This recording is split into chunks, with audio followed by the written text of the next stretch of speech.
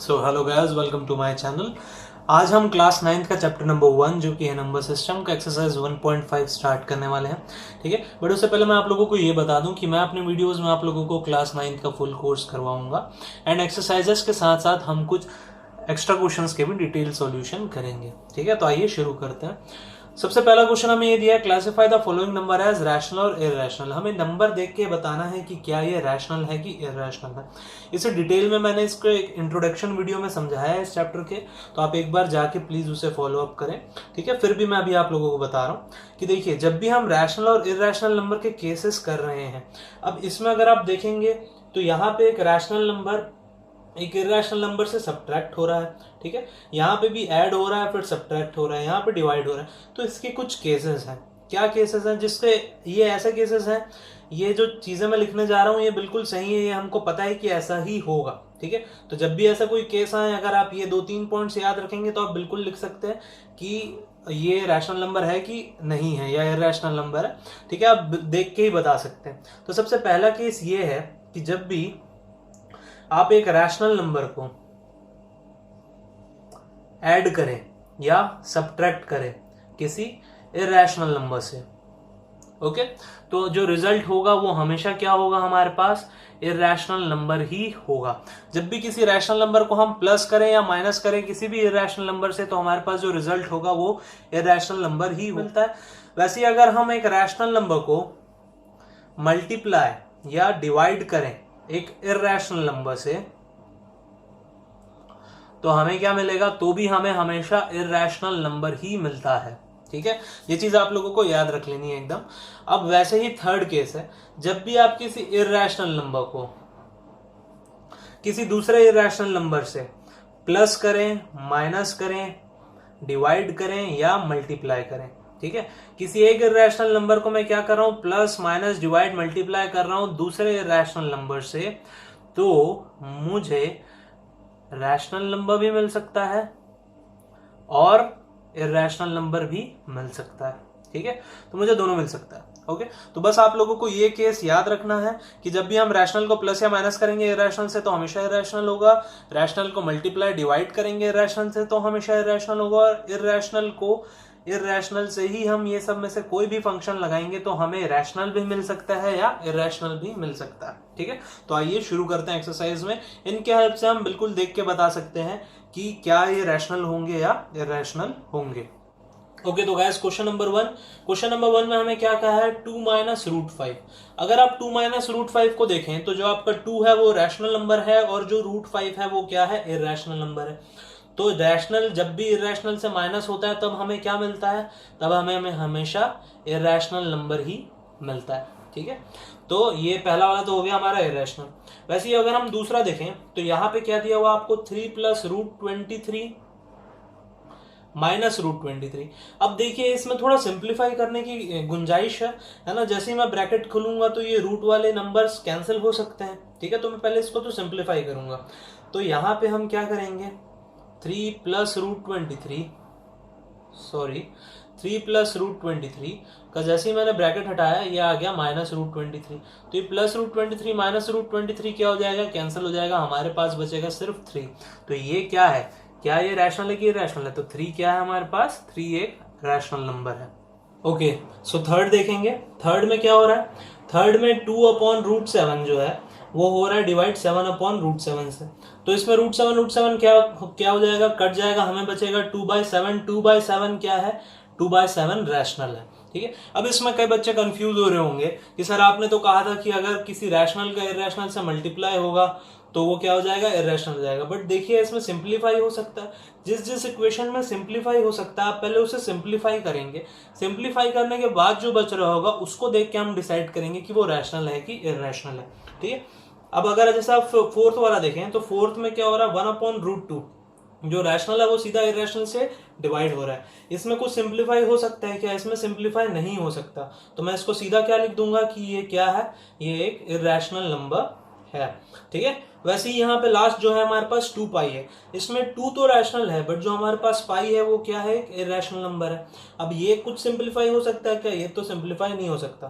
तो जब rational irrational से मल्टीप्लाई हो तो हमें क्या मिलेगा, हमें इरेशनल नंबर ही मिलेगा। ठीक है, तो इस तरीके से क्वेश्चन नंबर 1 सॉल्व होगा। Okay, so guys now question number 2।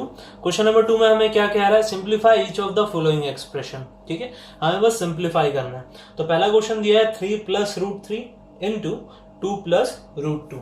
ठीक है, तो अगर हमें इसको सिंप्लीफाई करना है तो देखिए क्या हो रहा है, ये डायरेक्ट मल्टीप्लाई हो रहा है, तो मल्टीप्लाई ही करेंगे। तो सबसे पहले मैं इस 3 को ऐसे का ऐसे ही लिख देता हूं और मैं इसको मल्टीप्लाई कर रहा हूँ किससे, 2 + √2 से। अब बीच में क्या साइन है, बीच में साइन है प्लस का, तो मैंने प्लस लिख दिया। अब उसके बाद क्या है, √3 है, तो मैं √3 को मल्टीप्लाई कर रहा हूँ किससे, 2 + √2 से। ठीक है, आप लोग ध्यान एक चीज का रखेंगे कि जहां पे ब्रैकेट लगना चाहिए आप लोग बिल्कुल ब्रैकेट लगाएंगे, तो आप लोगों के ही कैलकुलेशन क्या होंगे, सही होंगे। अब देखिए यहाँ पे क्या हो रहा है, ये 3 2 से मल्टीप्लाई हो रहा है, प्लस यही 3 क्या हो रहा है, इस √2 से मल्टीप्लाई हो रहा है। वैसे ही अगर यहाँ पे देखेंगे तो यहाँ पे √3 इस 2 से मल्टीप्लाई हो रहा है एंड √3 किससे मल्टीप्लाई हो रहा है, √2 से मल्टीप्लाई हो रहा है। ठीक है, तो जब 3 × 2 हो रहा होगा तो ये हो जाएगा 6 एंड 3 × √2 इस क्या हो जाएगा, 3√2। वैसे ही √3 × 2 क्या हो जाएगा, 2√3 हो जाएगा एंड √3 × √2 क्या बचेगा हमारे पास, √3 × √2 बचेगा √6। ठीक है, अब देखिए, अब इसको हम लोग और सिंप्लीफाई कर सकते हैं क्या, और हम लोग इसको सिंप्लीफाई नहीं कर सकते हैं, तो ये ऐसा ही रहने वाला है। ठीक है, तो हमारा आंसर क्या है, 6 + 3√2 + 2√3 + √6। ठीक है, okay, so guys now question number 2। Question number 2 में हमें क्या कह रहा है, 3 + √3 इंटू 3 - √3। अगर आप यहाँ पे देखें तो यहाँ पे एक आइडेंटिटी लग रही है, a + b into a - b। ठीक है, हमारा a सेम है और b भी सेम है, तो मैं क्या लिखूंगा, मैं लिखूंगा यूजिंग आइडेंटिटी। हमें तो सिंप्लीफाई करने बोला है। ठीक है, तो हम कैसे भी सिंप्लीफाई करेंगे, अगर आइडेंटिटी लग रही है तो हम आइडेंटिटी जरूर लगाएंगे। ठीक है, तो a + b into a - b क्या हो जाएगा, a² - b²। ओके, तब चलिए देखिए, अब आइडेंटिटी लगाएंगे तो मैं इसको ऐसे लिख देता हूँ, 3 + √3 इंटू 3 - √3। इसमें हम आइडेंटिटी लगा रहे हैं तो ये क्या हो जा रहा है, a² - b², यानी कि 3² - b क्या है आपका, √3, तो √3 का होल स्क्वायर। 3² तो हो जाएगा 9 -√3 का जब होल स्क्वायर करेंगे तो ये क्या बचेगा, सिर्फ 3 बचेगा। तो इसको सिंप्लीफाई करने से हमारा आंसर क्या आ रहा है, हमारा आंसर आ रहा है 6। ठीक है, okay, so guys now question number 3। Question number 3 में आप देख सकते हैं कि इसमें भी एक आइडेंटिटी लग रही है। कौन सी आइडेंटिटी लग रही है इसमें, इसमें लग रही है a + b का होल स्क्वायर। ठीक है, तो हम आइडेंटिटी लगा देते हैं, बहुत ही इजी क्वेश्चन है ये। इसमें आप आइडेंटिटी लगाएंगे कौन सी, a + b का होल स्क्वायर। तो a + b के होल स्क्वायर की आइडेंटिटी क्या है, a² + 2ab + b²। ये आइडेंटिटी है हमारे पास। ठीक है, तो चलिए, √5 + √2 का होल स्क्वायर, तो क्या हो जाएगा, √5 का होल स्क्वायर + 2 × √5 × √2 प्लस यहाँ पे क्या हो जाएगा, √2 का होल स्क्वायर। तो √5 का होल स्क्वायर तो हमारे पास बचेगा 5 प्लस 2, ये क्या हो जाएगा, दोनों रूट मल्टीप्लाई होके √10 प्लस यहाँ पे √2 का होल स्क्वायर क्या बचेगा, 2 बचेगा। इन दोनों को ऐड कर देते हैं तो 5 + 2 हो जाएगा 7 प्लस आंसर क्या आ रहा है हमारे पास, 2√10। ठीक है, okay guys, now question number 4। Question number 4 में बोल रहा है √5 - √2 इंटू √5 + √2। इसमें फिर से आइडेंटिटी लग रही है। कौन सी आइडेंटिटी लग रही है इसमें, क्या आप गेस कर सकते हैं? इसमें आइडेंटिटी लग रही है a + b into a - b, है ना, a + b into a - b। a + b into a - b क्या होता है, a² - b², यही होता है। ठीक है, तो चलिए देखिए, अब इसको हम लोग फिर से एक बार वैसे ही लिखेंगे, √5 - √2 इंटू √5 + √2 इज इक्वल्स टू क्या हो जाएगा, a² - b², यानी कि √5 का होल स्क्वायर माइनस b² आपके पास क्या है, √2 का होल स्क्वायर। तो √5 का होल स्क्वायर हमारे पास क्या बचाता है, सिर्फ 5 बचाता है। वैसे ही √2 का होल स्क्वायर हमारे पास क्या बचाएगा, 2 बचाएगा। 5 - 2 कर देंगे 3 है हमारा आंसर। ठीक है, तो इसका सिंप्लीफाइड फॉर्म क्या है, 3। ठीक है, चलिए आइए देखते हैं question number 3। Okay, so guys now question number 3। Question number 3 में हमें क्या कह रहा है, recall pi is defined as the ratio of circumference say c of a circle to its diameter d, that is pi is equals to c/d। ये कह रहा है कि रिकॉल कीजिए कि पाई की वैल्यू क्या होती है, सर्कमफ्रेंस अपॉन डायमीटर के इक्वल होती है, यानी कि पाई इज इक्वल्स टू c/d होती है। This seems to contradict the fact that pi is irrational.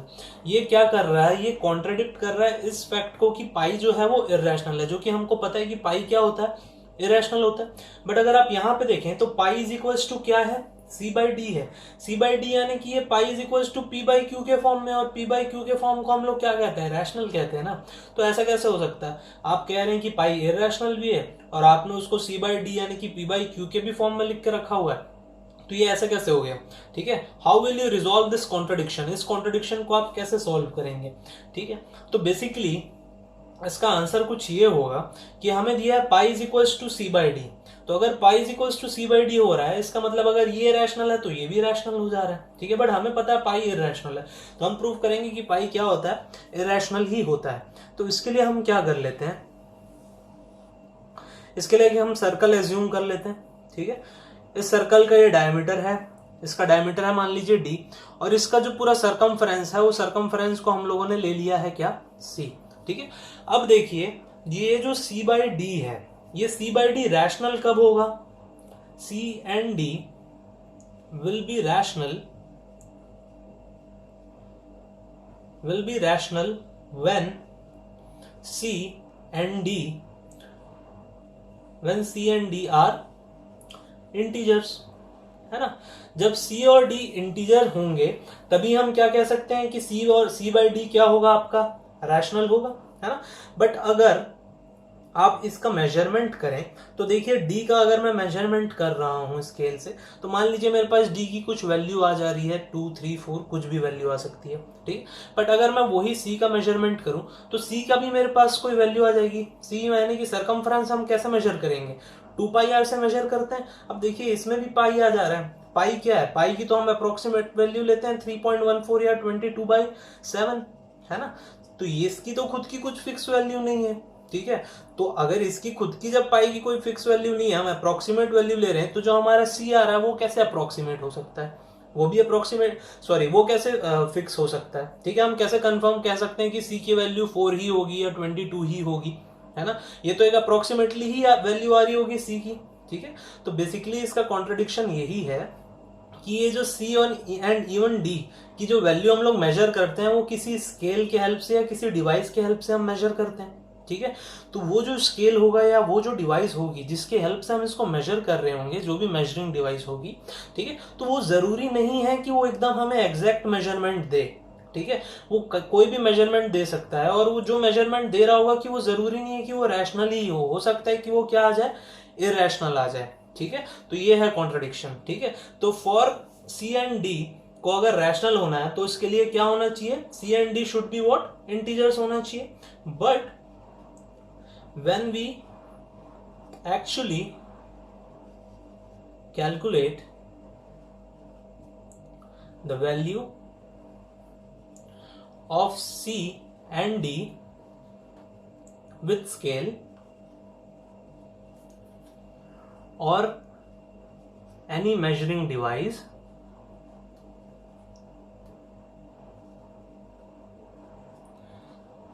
we get an approximate result। हमें क्या मिलता है, हमेशा एक अप्रोक्सीमेट रिजल्ट मिलता है। So we are not sure whether the value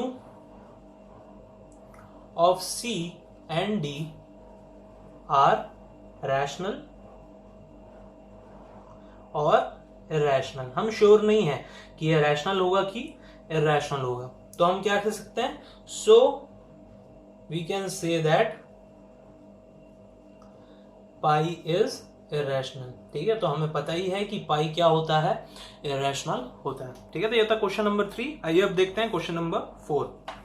okay, so guys now question number 4, ये हमें क्या कह रहा है, represent root 9.3 on number line.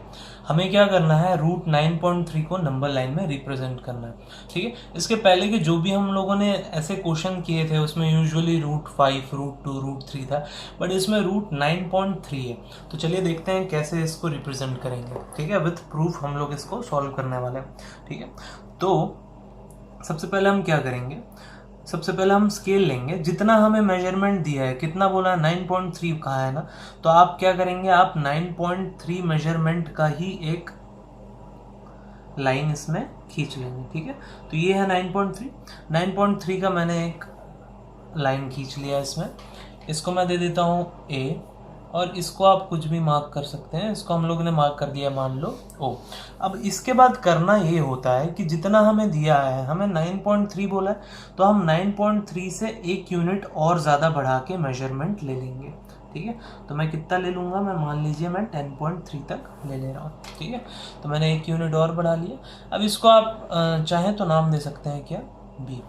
हमें पता है कि ये A से इस O तक का मेजरमेंट कितना है, 9.3 है, एंड यहाँ से यहाँ तक का मेजरमेंट कितना है, 1 सेंटीमीटर है। सो ये टोटल कितना हो गया, 10.3 हो गया। ठीक है, अब इसके बाद आप लोगों को करना ये है कि इसके बाद आप लोगों को एक यहाँ से परपेंडिकुलर बाइसेक्टर कट करना है। किसका परपेंडिकुलर बाइसेक्टर कट करना है, इस पूरे 9.3 से B तक का लेके, यानी कि पूरा 10.3 यहाँ A to B का आपको परपेंडिकुलर बाइसेक्टर कट करना है। तो वो आप कैसे कट करेंगे, परपेंडिकुलर बाइसेक्टर कट करने के लिए आप राउंडर लेंगे और उसमें हाफ से ज़्यादा मेजरमेंट ले लेंगे। ठीक है, हाफ से ज़्यादा मेजरमेंट लेने के बाद आप ऊपर एक आर्क कट करेंगे और नीचे एक आर्क कट करेंगे। दूसरा आर्क मैं A पे रख के कट करने वाला हूँ। ठीक है, तो इसको A पे रख लिया हम लोगों ने, और यहाँ से एक आर्क कट किया और यहाँ से एक आर्क कट किया। तो ये जो हमें मिला है ये क्या है, इसका परपेंडिकुलर बाइसेक्टर है। ठीक है, तो आप क्या करेंगे, आप इसको इन दोनों लाइंस को ज्वाइन कर देंगे। ठीक है, दोनों आर्क को आप अपने ज्वाइन करेंगे। आर्क्स को ज्वाइन करने के बाद आप इसको सेंटर लेंगे। ठीक है, ये जहाँ पे ये लाइन जा रही है आपकी मेन लाइन से, आप उसको सेंटर ले लेंगे, एंड इसको सेंटर लेने के बाद आप A पे अपना पेन रखेंगे एंड एक आर्क बड़ा सा ज्वाइन कर देंगे। ये कहाँ तक ज्वाइन होगा आपका, ये ज्वाइन होगा आपका B तक। ठीक है, जैसे ही ये B पे ज्वाइन हो जाता है, तो अब आपको करना ये है कि अब आपको इस O से एक स्ट्रेट लाइन ड्रॉ करना है, यानी कि एक 90 डिग्री ड्रॉ करना है। कहाँ तक के लिए, इसके ऊपर तक के लिए, इस आर्क में जहाँ पे टच होगा उसके लिए। तो उसके लिए हम लोग करेंगे ये, इसके लिए हम लोग बहुत छोटा मेजरमेंट करेंगे। मैं with the help of rounder ही 90 डिग्री बना रहा हूँ, और आप लोग भी कोशिश करिएगा with the help of rounder ही आप लोग बनाएं। ठीक है, अगर आपके स्कूल में बोला है प्रोटेक्टर से बनाना है, आप प्रोटेक्टर यूज़ कर सकते हैं, तो फिर कोई दिक्कत नहीं है, आप प्रोटेक्टर की हेल्प से भी बना सकते हैं। ठीक है, तो 90 डिग्री के लिए हम लोग कोई भी मेजरमेंट के एक आर्क लेंगे, उसी आर्क से हम एक कट यहाँ करेंगे एंड एक कट यहाँ करेंगे। कट करने के बाद एक कट ऊपर, एंड यहाँ से भी हम क्या करेंगे, ऊपर की ओर एक कट करेंगे। ठीक है, तो ये जो मिल गया, ये आपको 90 डिग्री मिल गया। अब आपको करना ये है कि आपको इसको ऐसे ज्वाइन कर देना। ठीक है, तो हम लोगों ने इसको ज्वाइन कर दिया। ओके, अब देखिए, अब हो ये रहा है कि इसको मैं मान लीजिए O डैश नाम दे देता हूँ। अब ये हो रहा है ऐसा कि ये जो आपका AB है, ये जो आपको मिल रहा है ना, यही मिल रहा है आपको √9.3। ठीक है, ये कैसे मिल रहा है, अब देखिए, पहले हम फिगर कंप्लीट कर लेते हैं, फिर हम इसको प्रूफ करेंगे। तो उसके लिए आप क्या करेंगे, आप यहाँ से इसको ज्वाइन कर लीजिए। ठीक है, इसको आपने ज्वाइन किया, एंड आप एक काम ये कीजिए कि आप इसको एक्सटेंड कर दीजिए। ये जो आपने लाइन बनाई थी, इसे हम लोग क्या किए, और भी ज़्यादा एक्सटेंड कर दिए। ठीक है, मान लीजिए हम इसको C तक एक्सटेंड कर दिए। अब आपको करना ये है कि मैंने कहा आपको ये जो हमें मिला है यही 9.3 है, तो आपको करना क्या है कि यहाँ पे हम लोग रखें ऐसा राउंड, ये मेजरमेंट किए और हम लोगों ने ऐसे आर्क ड्रॉप कर दी। ठीक है, तो ये आर्क जो जहाँ ड्रॉप हो रही है, ये पॉइंट ही हमें क्या बता रहा है, नंबर लाइन में √9.3 बता रहा है। ठीक है, तो अब देखिए, आप लोगों को एक डाउट आना चाहिए कि इसके पहले हम लोगों ने जो भी क्वेश्चन किया √5, √2, √3, उसमें हम लोग यहाँ पे अपना राउंडर रखते थे और यहाँ पे हम लोग उसका पेंसिल वाला एंड रखते थे और हम ऐसा ड्रॉ करते थे। तो पर इस क्वेश्चन में हम लोगों ने क्या किया, इस क्वेश्चन में हम लोगों ने यहाँ पे रखा पॉइंटेड एंड, यहाँ पे अपना पेंसिल लिया और यहाँ पे ड्रॉ किया। ऐसा क्यों? ऐसा इसलिए क्योंकि बाकी सारे जो क्वेश्चन होते थे उसमें हम लोगों का जो √5 या √2 का वैल्यू आ रहा होता था वो हाइपोटेनियस में आ रहा होता था, बट इस बार जो हमारा वैल्यू आया वो किस में आया हुआ है, वो इसके परपेंडिकुलर में ही आया हुआ, तो इस साइड में ही आया, इसलिए हम लोगों ने यहाँ से ही मेजर किया और ड्रॉ कर दिया। ठीक है, तो ये इस तरीके से ड्रॉ होगा √9.3। तो चलिए इसका प्रूफ करते हैं। प्रूफ करने के लिए आप कीजिए कि ये जो ट्रायंगल हमारा बना हुआ है, इस ट्रायंगल को मैं नीचे ले आ रहा हूँ। ठीक है, अगर मैं इस ट्रायंगल को नीचे ले आया तो ये कुछ हमारा ट्रायंगल है। ठीक है, ये मेरा O पॉइंट है, इसको आप कुछ नाम दे सकते हैं, इसको मान लीजिए D नाम दे दिया, ये मेरा D पॉइंट है एंड ये मेरा O' पॉइंट है। ठीक है, अब देखिए, मान लीजिए ये तो हम लोगों ने, ये तो मैंने आप लोगों को बता दिया कि ये 9.3 आएगा, बट ये 9.3 कैसे आएगा यही मैं आपको बताने वाला हूँ with the help of proof. तो हम लोग क्या करेंगे, इसको x ले लेंगे, इसको हम लोगों ने x ले लिया। अब मेरे पास O' की वैल्यू होनी चाहिए और OD की वैल्यू होनी चाहिए। तो O या O' की वैल्यू मैं कैसे निकाल सकता हूँ?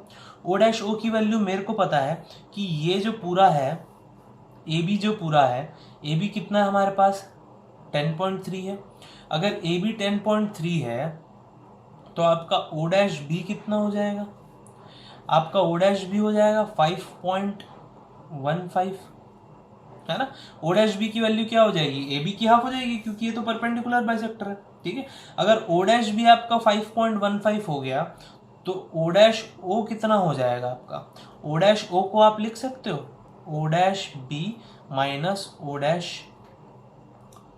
माइनस OB, यानी कि मैं क्या कर रहा हूं, मैं O' से OB माइनस कर दे रहा हूं। ये मेरे को पता है 1 यूनिट है, अगर मैं O' से OB माइनस कर दिया तो मेरे को O' की वैल्यू मिल जाएगी। तो O' क्या हो जाएगा, O' यानी कि हमारे पास 5.15 से मैं अगर माइनस कर रहा हूं, क्या माइनस कर रहा हूं मैं, OB माइनस कर रहा हूं, यानी कि 1, तो मेरे पास O' की वैल्यू कितनी आ गई, 4.15 आ गई। तो ये तो मुझे पता चल गया ये है 4.15। वैसे आप OD की वैल्यू निकाल सकते हैं क्या, हम OD की भी वैल्यू निकाल सकते हैं। OD की वैल्यू क्या होगी, जो इसका रेडियस है वही तो OD की वैल्यू होगी, क्योंकि ये सेंटर है। तो हमको पता है O' की वैल्यू कितनी है 5.15, तो इसकी भी वैल्यू कितनी हो जाएगी हमारे पास 5.15। ठीक है, अब हमें करना ये है कि हमें सिर्फ पाइथागोरस थ्योरम लगाना है। Okay, now applying Pythagoras theorem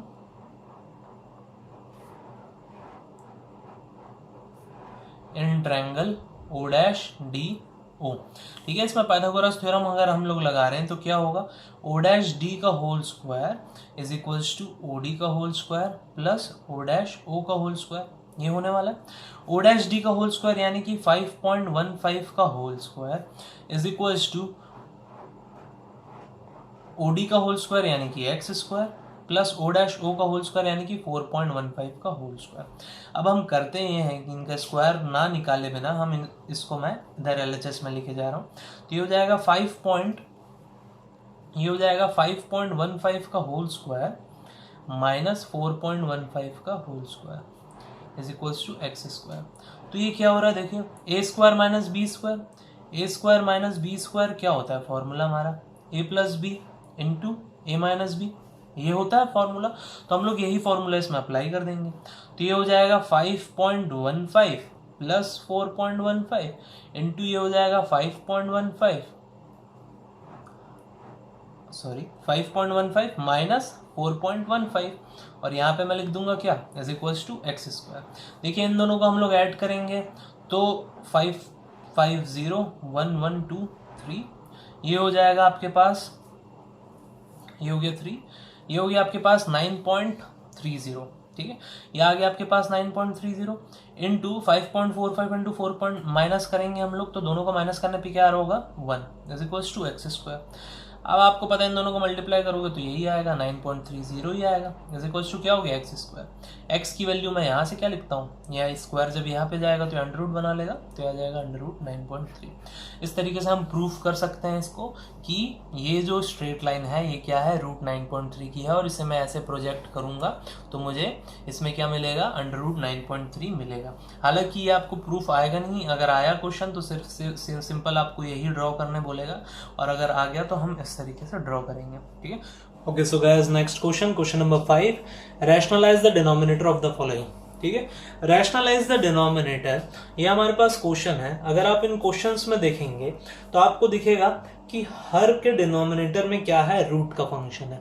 ठीक है, रैशनलाइज द डिनोमिनेटर का मतलब होता ही एक तरीके से ये है कि हमें डिनोमिनेटर से रूट को हटाना होता है। ठीक है, क्योंकि हम कभी भी डिनोमिनेटर को रूट में नहीं छोड़ते हैं, हमारा आंसर प्रॉपर नहीं आएगा अगर हम डिनोमिनेटर को रूट में छोड़ दें।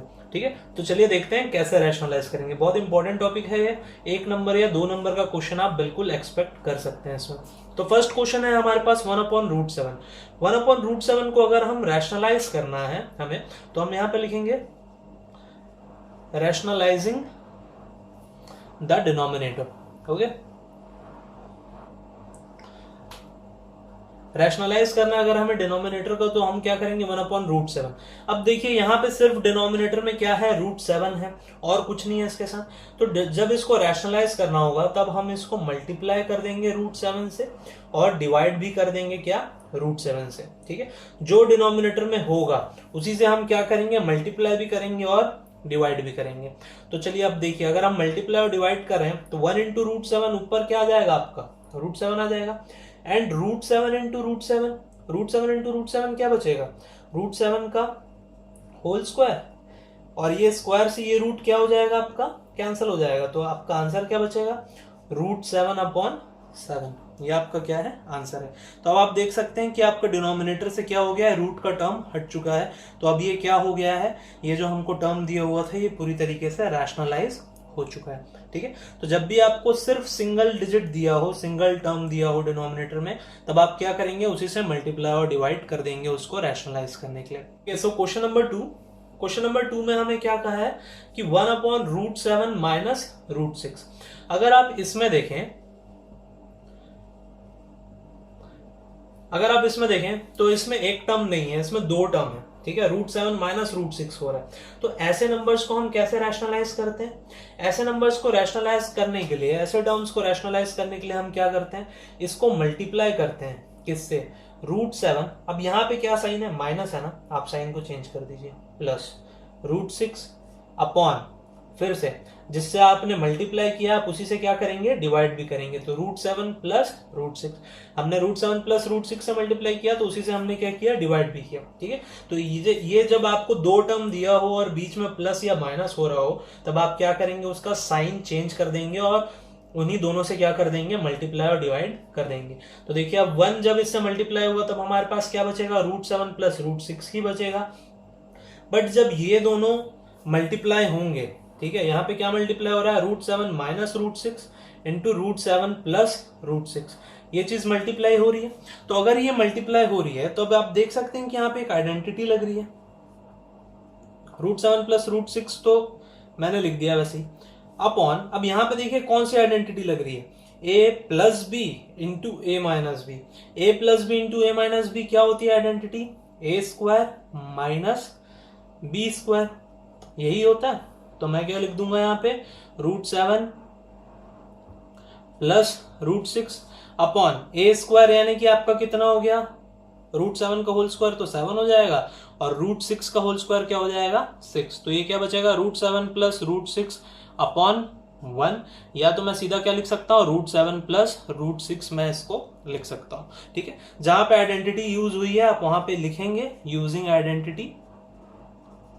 ठीक है, कौन सी आइडेंटिटी यूज हुई है आपकी, a plus B into A minus b, तो ये क्या आ जाएगा, a² माइनस b²। इस आइडेंटिटी की हेल्प से हमने क्या किया, इसको रैशनलाइज किया है। ठीक है, तो अब आप जैसे कि देख सकते हैं इसके डिनोमिनेटर से रूट क्या हो चुका है, हट चुका है। ठीक है, तो इस तरीके से क्वेश्चन आप एक्सपेक्ट कर सकते हैं और बहुत ही सिंपल क्वेश्चन है, आपको दिक्कत नहीं होगी, बहुत ही इजीली आप मार्क्स इसमें स्कोर कर सकते हैं। ठीक है, चलिए अब देखते हैं question number 3। Okay, so guys now question number 3 में भी हम क्या करेंगे, रैशनलाइज करेंगे। ओके, तो जब हम रैशनलाइज करेंगे तो ये क्या हो जाएगा, 1/√5 प्लस √2। अब हम इसी से क्या करेंगे, मल्टीप्लाई और डिवाइड, पर हम क्या कर देंगे, साइन को चेंज कर देंगे। यहाँ प्लस था तो यहाँ पे आ जाएगा माइनस, और वैसे ही हम यहाँ पे भी क्या लिख देंगे, माइनस √2 लिख दिया हमने। ठीक है, यहाँ पे आ जाएगा √5 माइनस √2। अब नेक्स्ट स्टेप में क्या होगा, नेक्स्ट स्टेप में देखिए ऊपर तो आपके पास आ जाएगा √5 माइनस √2, अब नीचे क्या हो रहा है आपका, √5 प्लस √2 इंटू √5 माइनस √2, ये चीज हो रही है। तो ये हो रही है, तो फिर से हम यहाँ पे क्या लगा सकते हैं, आइडेंटिटी लगा सकते हैं। तो ये क्या हो जाएगा, √5 minus √2 upon a plus B into a minus b, यानी कि a square minus B square. ठीक है, जहां पे आप आइडेंटिटी लगाएंगे वहां पे लिखना पड़ेगा आपको। ठीक है, जब भी आप सॉल्व करें तो प्रॉपर आप फॉर्म में ही सॉल्व करेंगे। ठीक है, a plus B into a minus b is equal to a square minus B square. तो चलिए अगर हम देखें तो √5 माइनस √2 अपॉन, अब क्या बच जाएगा नीचे, √5 का होल स्क्वायर तो 5 होगा और √2 का होल स्क्वायर क्या होगा 2। तो मेरा आंसर क्या आ जाएगा, √5 minus √2 upon 5 minus 2, 5 minus 2 is what 3। तो ये हमारा क्या है, आंसर है, और ये क्या हो चुका है, अब रैशनलाइज हो चुका है। क्वेश्चन नंबर 4 अगर आप देखेंगे तो क्वेश्चन नंबर 4 में क्या दिया हुआ, 1 अपॉन √7 माइनस 2। इसके पहले दोनों क्वेश्चन में √7 माइनस √6 था, यानी कि दोनों इरेशनल थे, इसमें भी दोनों इरेशनल थे, बट इसमें एक रैशनल और एक इरेशनल है। तो जब मैं इसको रैशनलाइज करूंगा तो क्या इसमें कोई फर्क होगा, इसमें कोई भी फर्क नहीं होगा। ठीक है, जैसे आप करते हैं आप वैसे ही करेंगे। ये हो जाएगा 1 अपॉन √7 माइनस 2 इंटू ये हो जाएगा √7 प्लस 2 अपॉन ये भी हो जाएगा √7 प्लस 2। नेक्स्ट स्टेप में आप क्या करेंगे, जो ऊपर है आप उसको वैसे का वैसे लिख देंगे, √7 प्लस 2 एंड नीचे वाला क्या हो जाएगा, √7 माइनस 2 इंटू √7 प्लस 2।